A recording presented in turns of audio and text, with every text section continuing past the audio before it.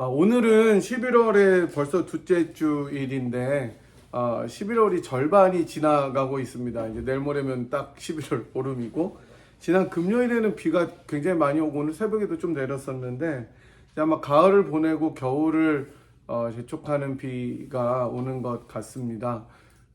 바람이 어마어마하게 많이 부는데 제가 옛날에는 잘 안 날아갈 것 같은데 요즘 좀 날아갈 것 같아요. 살 좀 빠져서. 날씨가 제법 추워졌고 이제 겨울이 다가오지만 일교차가 많이 심한데, 다시 한번 여러분 건강 유의하시고 또 감기나 몸살 잘 이렇게 극복하셨으면 좋겠습니다. 특별히 썸머타임이 해제되면서 너무 빨리 어두워져서 컨디션이 떨어지는 경우들도 있는 것 같아요. 근데 국회에서 내년에 아예 영구히 그 썸머타임을 끝까지 가는 걸로, 이제 안 없애고 썸머타임이 시작되면 그걸로 끝까지 가는 걸로 이제 하기로 했다는데, 시행이 되는지 봐야 되겠습니다. 일단 통과는 됐다니까 지금보다 이제 1시간 더 빠르게 돼서 원래 우리가 썸머타임 지키는 것처럼 그거대로 간다는 건데 모르겠습니다. 이게 미국이랑 유럽은 지키는데 한국은 불필요하면 바로 없앴으니까, 그죠? 네, 융통성이 이 서양 사람들이 더 없는 것 같아요. 제가 보니까 이게 이런다고 더 절약되는 것 같지는 않은데, 그죠? 뭔가 네. 미국이 세계에서 전기를 제일 많이 쓰는데 일광 절약을 한대요. 네, 그렇습니다. 지난주에 저희들은 야고보서 강해 살아가는 지혜 열매 맺는 인생 7번째 시간으로 행함으로 보이는 믿음이란 제목을 가지고 말씀을 살펴보았습니다. 야고보 말하는 행함과 믿음이 어우러지는 이 중요성은 바울이 내내 자기의 서신들을 통해서 말씀했던 것과 다르거나 또는 대조되는 것이 아닌 것을 저희들이 말씀드렸고요. 도리어 예수 그리스도를 믿는 믿음을 소유한 자들이 마땅히 드러내야 할 것이 바로 이 말씀에 순종하고 그럼으로써 행하는 것이다 라고 저희들이 들었습니다.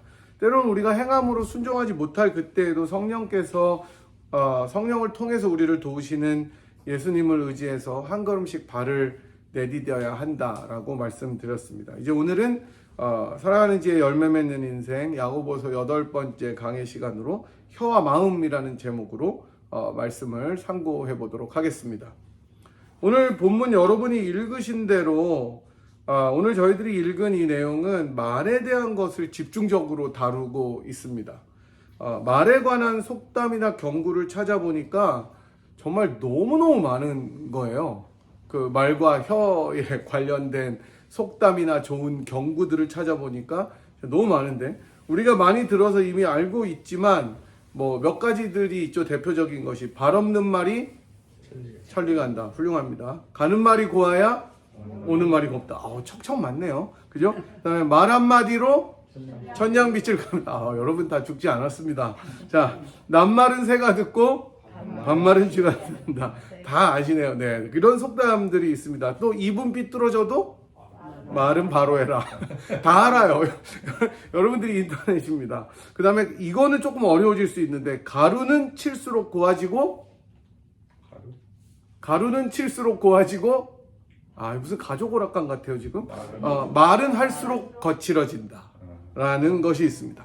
사실 이런 것들 다 말하면은 끝이 없어서 말에 관한 이 속담과 경구를 정리해 놓은 사람이 있었는데 다 정리는 못하고 뽑았더니 몇 개냐면 880개 정도 있었어요.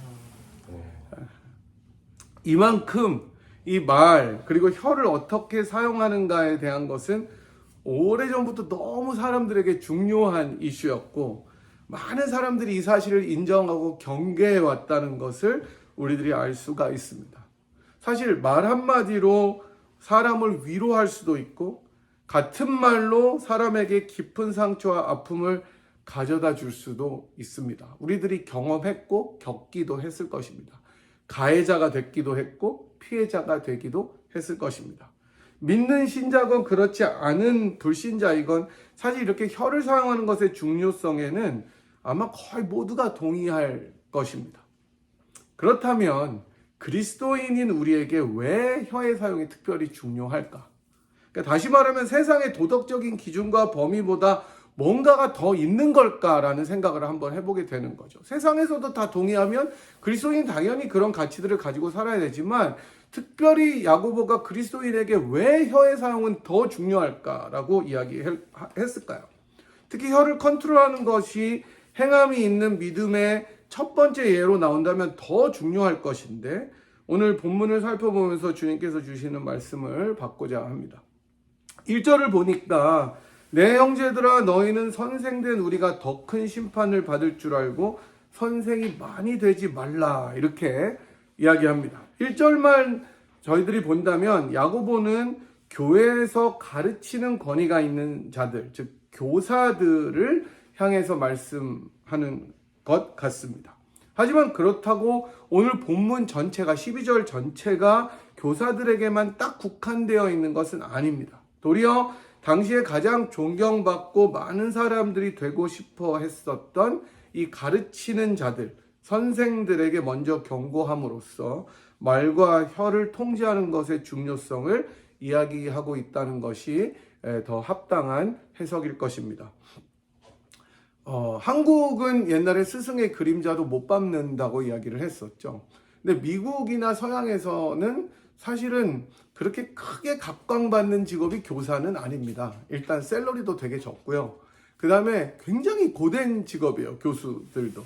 그래서 제가 신학교 다닐 때 저희 선생님들이 가끔 한국 가면 나는 한국 가서 교수하고 싶대요.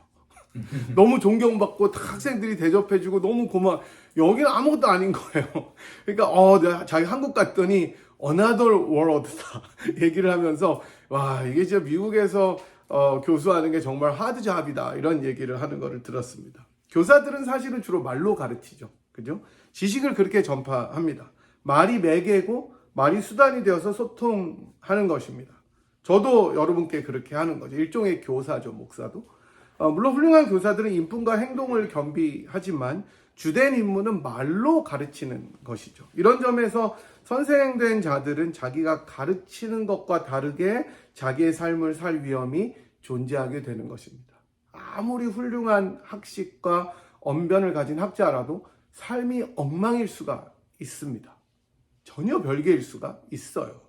그리고 자신이 가르친 말과 행동 자체가 일치하지 않을 때 오늘 성경에서처럼 더 큰 심판의 위험이 있음을 인식하며 살라고 야고보는 경고하고 있는 것입니다. 단지 말을 쏟아냄으로써 실수를 범하는 것을 지적한다기보다 그 말대로 살지 못하는 경우를 경고하고 있는 것이라고 보시면 되겠습니다. 특별히 1세기에는 교사가 너무나 존경받는 직업이어서 누구나 그 교사가 되기를 원했습니다. 교회에서든 어디서든.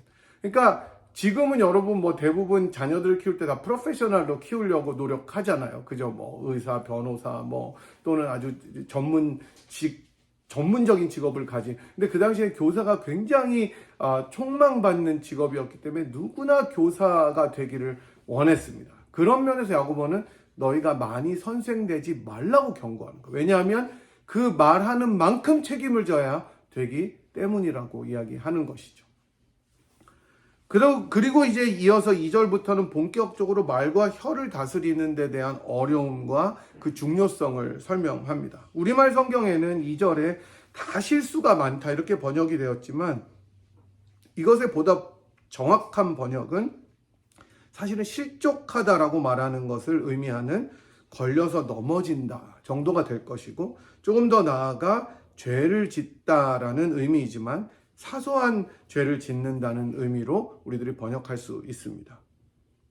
사실 우리가 살아가면서 죄도 짓고 그 어떤 죄도 물론 사소한 것은 없지만 부지불식간에 큰 죄로 여겨지지 않는 것처럼 생각되는 죄를 지을 때가 있죠. 그게 말이라는 것입니다. 그러니까 혀를 통제하는 것을 특별히 죄와 연결시키지 못하는 경우가 너무 많다는 거예요. 그냥 실수하고 그냥 지나갔으면 어떻겠나 이렇게 생각하는 경우가 많기 때문에 조심하라고 이야기하는 것이죠. 혀를 통제해서 말의 실수가 없다면 정말 온전한 사람이라고 할 정도로 혀를 다스리기가 어렵다는 것입니다. 그리고 야고보는 이제 세 가지의 예를 통해서 몸의 가장 작은 부분 중 하나인 혀를 통제하는 것이 얼마나 어려운지를 설명하고 있는데 그 내용이 3절부터 쭉 등장하게 되는 내용들입니다. 먼저 말에게 재갈을 물려서 온몸을 통제하는 것처럼 혀를 그렇게 통제하기가 참 어렵다는 것입니다. 사실 여러분, 길들이지 않은, 길이 안 들은 말에게 재갈을 채우는 일은 얼마나 어려운 일이 되겠습니까? 소에게 고삐를 채울 때도 소가 가만히 있지를 않죠. 네, 난리를 칩니다. 그런데 그 재갈을 채우면 그 다음에는 통제할 수 있게 되는 거죠. 그것처럼 혀도 그렇게 어렵다는 거예요, 통제하기가. 두 번째는 배가 아무리 크다고 하더라도 작은 키로 운행이 되는 것처럼 혀도 그렇다는 거예요. 정말 작은 지체지만 모든 것을 다 움직일 수 있는 힘을 가질 수 있다는 거죠. 우리가 아까 여러분이 다 대답하셨던 것처럼 말 한마디로 천냥빛을 갚을 수도 있는 것입니다. 그리고 작은 불이 큰 불이 되는 것을 통해서도 정말 너무나 작은 것이지만 중요한 역할과 큰 파급 효과를 가져온다는 사실을 알려줍니다. 여러분들이 뉴스에서도 많이 접하셨겠지만 미국은 이 캘리포니아를 중심으로 한 서부 지역에 엄청난 산불이 많이 생겨납니다. 그리고 그 산불의 규모는 우리가 생각하는 것만큼 그렇게 작은 것이 아니라 진짜 엄청난 산불입니다. 지난 2020년 8월에 발생했던 어거스트 컴플렉스라는 산불은 여러분 무려 47만 1185에이커를 전소시켰다고 합니다. 여러분, 마당이 1에이커만 돼도 잔디 깎기 어마어마하게 힘들걸요? 그죠? 47만 1185에이커를 전소시켰고 역사상 최대 규모가 되고 나서는 총 74만 5천 에이커 이상을 잿더미로 만들어 버렸습니다. 이외에도 대규모 산불들이 계속 일어나서 며칠 몇 주가 아니라 우리나라 그 여의도의 면적을 태운 그런 산불도 있었고 몇 달간 지나는데 어려움을 겪었다고 합니다. 그런데 그 중에 어떤 산불은 앞으로 태어날 자기 아이의 생일을 축하하려는 불꽃놀이 때문에 시작되었다고 합니다. 정말 욕 많이 먹었대요. 그럴 거 아닙니까? 그 불꽃이 튀어서 산으로 번진 거죠. 엄청난 분노를 자아냈다고 합니다. 우리가 잘 아는 구호, 꺼진 불도 다시 보자. 여러분 진짜 교육을 잘 받으셨어요. 이것처럼 정말 작은 것에서부터 시작해서 큰 불이 되는 경우가 허다합니다. 마찬가지로 혀도 너무나 작은 것처럼 보이지만 그리고 많은 사람들이 정말 중요하지 않게 늘 신경 쓰지 않지만 그 파괴력이 대단하다는 것을 알게 됩니다. 그래서 7절과 8절에서 야고보는 여러 종류의 짐승과 새와 벌레와 바다의 생물은 다 사람이 길들일 수 있고 길들여 왔거니와 혀는 능히 길들일 사람이 없다라고 하면서 혀는 쉬지 아니하는 악이요 죽이는 독이 가득한 것이라 이렇게 이야기를 합니다. 혀를 통제하는 것이 얼마나 어려운 일이고 혀가 가진 위험성이 얼마나 대단한지를 말씀하고 있는 것이죠. 혀를 통제하지 못한 말의 위험은 저희들이 방금 읽은 것처럼 쉬지 아니하는 악이고 죽이는 독이 가득합니다.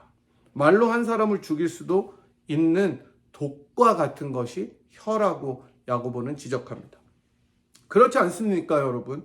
우리가 무심코 던진 한마디에 어떤 사람은 엄청난 상처와 아픔을 입을 수도 있습니다. 정말 아무것도 아닌 별것 아닌 것처럼 툭 던졌는데 파급 효과는 그 말을 던진 사람이 생각한 것보다 훨씬 더 가공할 만한 산불처럼 번지게 되는 것입니다.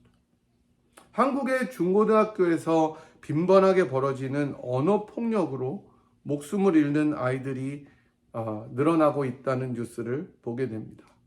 가해 학생들은 정말 아무것도 아닌 것처럼 그냥 그 아이의 외모와 가정 환경과 또 어떤 약점을 놀리는 것입니다.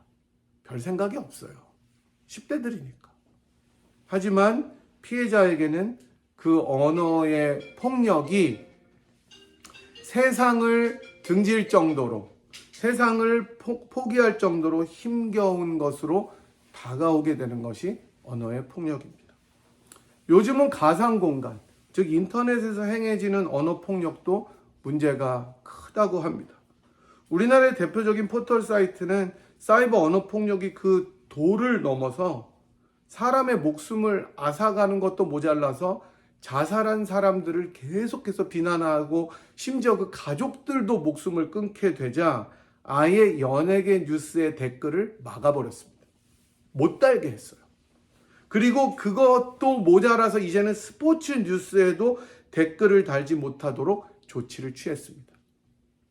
그 선수들이 그걸 보고 자살하는 거예요. 연예인들이 그걸 보고 자살하는 거예요. 놀라운 것은 댓글에 언어폭력으로 기소된 사람들 중에 정말 사회적으로 지위가 높은 의사나 변호사나 교수나 교사들이 정말 많이 있었다는 것입니다. 익명 뒤에 감추어서 폭력을 행하는 거예요. 언어로. 사회적인 지위나 학력의 높음이 인격과 언어의 품위를 절대로 보장해주지 않습니다.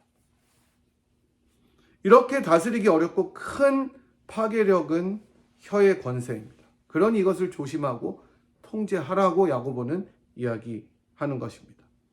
만약 야고보가 여기까지 말한다면, 그리고 저도 여기까지 설교하고 여러분 혀 조심하세요, 혀를 다스리세요라고 이야기하면 이 세상의 도덕 강좌나 또는 보통 종교나 교훈들과 크게 다를 것이 없겠죠. 그럼 뭐 우리가 교회 나와서 듣는 게 뭐가 의미가 있겠어요? 말 조심하라는 거예요. 그리고 혀를 다스리라는 거예요. 때에 맞는 말을 하라는 거예요. 하지만 야고보는 여기서 더 나아가서 사실은 이 바로 혀를 다스리는 문제는 결국 어디와 직결이 되냐 하면 여러분의 마음과 직결된다는 것을 알려줍니다. 바로 이 지점이 모든 교훈들과 종교들과 이 세상의 도덕들과 다른 점입니다. 기독교가 아닌 곳에서는 심지어 혀를 통해서 나오는 말이 마음의 표현이라는 것도 인정을 합니다. 하지만 우리가 믿는 기독교는 그 마음 자체가 이미 만물보다 부패한 것이라고 이야기하면서 그 마음 역시 인간이 다스릴 수 없는 통제가 불가능한 영역이라는 것을 드러내 줍니다. 저는 이 점이 바로 오늘 가장 중요한 것이라고 말씀드리고 싶어요. 마음이 전적으로 변하지 않는 한. 그래서 완전히 우리의 마음을 새로 갈아엎어서 새로운 마음이 되지 않는 한 우리들의 언어는, 우리들의 혀를 통해서 드러나는 말은 결코 내가 조심한다고 해도 통제될 수 없다는 것을 성경은 이야기해주고 있기 때문입니다.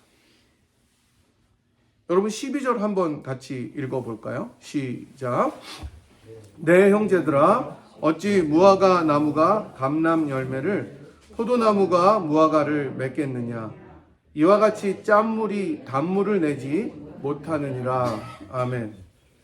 이 말씀은 우리 주님께서 사람이 마음에 가득한 것을 입으로 낸다는 것의 가르침을 아마 반향하는 메아리일 것입니다. 그렇습니다, 여러분. 우리의 마음이 근본적으로 변하지 않는다면 우리의 언어 생활 자체는 절대로 변하지 않을 것입니다. 조심한다고 해도 언젠가는 튀어나옵니다. 그게 우리들의 마음의 표현이기 때문에 그래요. 아무리 조심한다고 해도 우리의 마음속에 악이 가득하고 미움이 충만하고 시기가 넘쳐난다면 언젠가 우리도 모르는 사이에 다른 사람들을 죽이는 무기가 우리의 말이 되어 버릴 것입니다. 아무리 치장하고 꾸며도 절대로 바뀔 수가 없습니다. 성경은 우리가 혀를 다스리고 통제하고 언어의 생활을 지혜롭게 하는 데 있어서 가장 중요한 것은 우리의 마음이 근본적으로 바뀌는 것이라고 합니다. 이것을 위해서 예수님이 오신 거예요. 저주의 말, 불평의 말, 시기의 말, 감사하지 못하는 말, 욕설과 비방의 말을 담고 사는, 그것을 가득 담은 우리의 마음을 주님께서 오셔서 그리스도의 피로 정결하게 해주셨습니다. 예레미야 31장에서 약속하신 것처럼 그리스도 예수님을 통해서 우리 마음에 새 마음을 창조해 주셨습니다. 근본이 바뀌도록 주님께서 이 땅에 오셔서 자기를 제물로 드리며 우리를 바꾸어 주셨습니다. 우리들의 마음을 새롭게 하시기 위해서 주님께서 그 험한 고난을 받으시고 채찍에 맞으시고 침뱉음을 당하시고 조롱을 받으시고 십자가에 못 박히셔서 모든 물과 피를 쏟으시면서 죽기까지 순종하심으로 우리들의 마음을 바꾸어 주셨습니다. 그게 주님의 오신 목적이었어요. 이제 그리스도 예수 우리 주를 믿는 그 믿음을 가진 사람들은 더 이상 더럽고 추한 마음이 아니라 성령께서 새롭게 이끄시고 닦으시는 정결한 그릇이 되었음을 믿으시기 바랍니다. 바울이 이야기한 것처럼 이제는 그리스도로 옷 입은 사람이 되었다는 것입니다. 따라서 에베소서 4장 29절에 나오는 것처럼 무릇 더러운 말은 너희 입 밖에도 내지 말고 오직 덕을 세우는 데 소용되는 대로 선한 말을 하여 듣는 자들에게 은혜를 끼치게 하라는 말씀에 거하며 살도록 부름받게 되었습니다. 하나님을 찬송한다는 입술로 동시에 저주를 퍼붓는 것이 아니라 돌이켜 감사하고 시와 찬미와 신령한 노래로 주님을 찬양하고 위로와 격려가 가득한 말로 상대를 대하게 되는 삶을 살도록 부르심을 받게 된 것입니다. 우리를 그런 마음으로 주님께서 바꾸어 주시려고 오셨습니다. 그리고 이미 주님을 믿을 때 그런 마음으로 여러분들이 바뀌셨던 것을 믿으시기 바랍니다. 물론 마음이 바뀌어서 드러나게 되는 이러한 순결한 언어의 생활이 언제나 순조롭고 쉽지만은 않습니다. 우리는 여전히 찬송가를 틀고 운전을 하다가도 내 앞에 나쁘게 끼어드는 사람을 보면 욕이 나갑니다. 그리고 욕을 한 후에 언제 그랬냐는 듯이 다시 찬송가를 따라 부르죠. 여러분 왜 웃어요? 그러니까 웃는 거예요. 하니까. 이게 진리예요. 저도 그래요. 은혜를 받으며 있다가 누군가 내 앞에 깜빡이 없이 들어오면 저런 X 하고 다시 내 마음을 정신을 차리고 다시 은혜로운 찬송을 따라 부르는 우리의 마음을 주님께서 계속해서 거룩하게 만들어 가십니다. 이 주님의 마음을 우리들이 따라가야 됩니다. 주님의 마음을 열심과 소망으로 성령의 인도함을 따라서 노력하며 나아가야 되는 것입니다. 왜냐하면 우리들은 근본이 바뀌었기 때문입니다. 그 받은 은혜를 계속 기억하면서 주님께서 얼마나 나의 마음을 변화시키기 위해서 큰 희생을 주시고 죽음을 당하셨는지 기억하면서 오늘도 한 걸음 한 걸음 은혜의 바다로 나아가야 되는 것입니다. 비로소 우리의 마음이 변화되었을 때만이 우리들의 혀는 성령의 인도하심을 통해 통제될 수 있기 때문입니다. 그래서 여러분, 때로는 어색하지만 연습하십시오. 좋은 말을, 축복의 말을 연습하십시오. 이전에 내가 가지고 있었던 언어 습관이 부정적이고 불평하고 감사하지 못하는 원망의 말이 습관이었다면 이제는 주님께서 우리들의 마음을 변화시켜서 시와 찬미와 거룩한 노래로 화답하도록 마음을 바꾸어 주셨으니 거룩하고 좋은 말을, 감사의 말을 돌이켜 할 수 있도록 연습하십시오. 부부끼리도 서로 축복의 말을 해 보십시오. 자녀들에게도 은혜의 말을 해 보십시오. 여러분, 어느 통계를 보니까 자녀들에게 하루에 10분 정도를 풀로 얘기할 수 있는데 그 중에 50% 이상이 잔소리라고 합니다. 미국 부모들의 통계니까 한국은 더 한 것 같죠, 아마? 축복의 말을 하기도 모자른 시간에 여러분 계속해서 지적하는 말, 걸리는 말, 욕하는 말, 시간이 없습니다. 살아갈 시간이 더 없는 우리가 하루하루 살수록 사실은 그런 거잖아요. 그럴수록 우리들은 축복과 위로와 격려의 말로 서로를 세워야 하는 것입니다. 야고보가 있었던 공동체는 사실 이 말 때문에 무너져 갔습니다. 가난한 자들에게 지난주에 말했던 것처럼 아니 왜 그것도 없어요? 그 정도도 안 돼요? 라는 것은 그 사람의 가슴을 정말로 후벼 파는 일이었습니다. 그렇게 말하지 말라는 거예요. 그래서 앞으로도 나오는 이슈는 자랑하지 말고 비방하지 말라는 이야기가 나옵니다. 그것은 다 말을 통해서 전달되기 때문입니다. 사랑하는 여러분, 오늘 본문을 통해서 전해지는 메시지는 결코 그냥 말조심하세요 라는 경고가 아니라는 것을 기억했으면 좋겠습니다. 도리어 그 말이 나오게 되는 근원인 마음을 다스리는 문제라는 것을 기억하시기 바랍니다. 그리고 그 마음은 우리들의 힘으로 통제가 불가능하기 때문에 예수님께서 오신 것임을 기억하십시다. 우리의 마음을 전적으로 변화시키심으로 새로운 사람으로 살아가면서 이제는 이전과 전혀 다른 방식의 언어 생활로 살아가도록 이끄시기 위해서 주님께서 오셨습니다. 우리는 우리가 하나님께로부터 받은 은혜와 사랑을 기억하면서 우리들의 마음을 늘 점검해야 되겠습니다. 우리들의 언어 생활도 그것에 비추어 체크해봐야 될 것입니다. 만약 주님을 믿는다고 하면서 언어 생활에 실패하고 있다면 자신의 마음을 점검해 보십시오. 그리고 주님께 더욱 정결한 마음을 달라고 매어 달리십시오. 바로 그럴 때 진정으로 혀를 다스리는 은혜가 있어서 여러분 주변이 여러분 때문에 아름다운 언어로 가득 차게 될 것입니다. 우리 모두 주님의 은혜와 사랑을 기억하심으로 혀를 다스리는 지혜로운 마음, 지혜로운 삶을 살아가도록 간절히 소망합니다. 아멘. 하나님, 오늘 말씀을 통하여 야고보 사도가 우리에게 전하는 교훈은 단지 우리가 말에 실수가 없도록 조심하는 것이 아니라 우리들의 마음이 예수의 마음으로 가득 찰 때 축복과 위로와 감사의 말이 저절로 표현되는 것임을 배웠습니다. 하나님, 우리들의 마음을 다시 한번 정결하게 인도하여 주시옵소서. 성령 하나님께서 늘 우리들의 마음을 충만케 하여 주시어서 우리가 성령으로 충만케 되어 우리들의 입에서 표현되는 말들이, 우리들의 마음이 정말로 감사와 위로와 격려와 소망의 말이 되게 도와주시옵시고, 그 말들을 통하여 우리의 주변이 예수 그리스도를 볼 수 있는 그런 삶을 사는 저희가 되도록 은혜 내려 주시옵소서.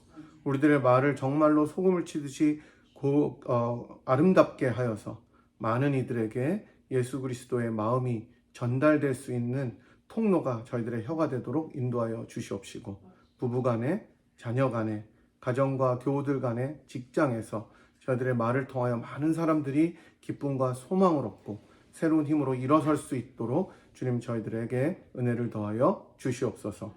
지금은 우리를 위하여 자기 몸을 기꺼이 버려 우리를 하나님 앞으로 인도하시고 새 마음을 주신 우리 주님 예수 그리스도의 무한하신 은혜와 그 아들을 아끼지 아니하고 우리 모두를 위하여 기꺼이 내어주신 하나님 아버지의 극진하신 사랑하심과 성령 하나님의 위로교통 충만하심이 우리들의 마음이 예수의 마음이 되어 은혜로운 말, 감사의 말, 위로와 격려의 말로 많은 이들에게 예수를 전하기로, 예수를 드러내기로 결단하고 돌아가는 이 자리에 함께한 주의 백성들 한 분 한 분 머리 위에와 또한 사랑하는 분야의 재단 위에 지금부터 영원토록 함께 하시기를 간절히 축원하옵나이다. 아멘.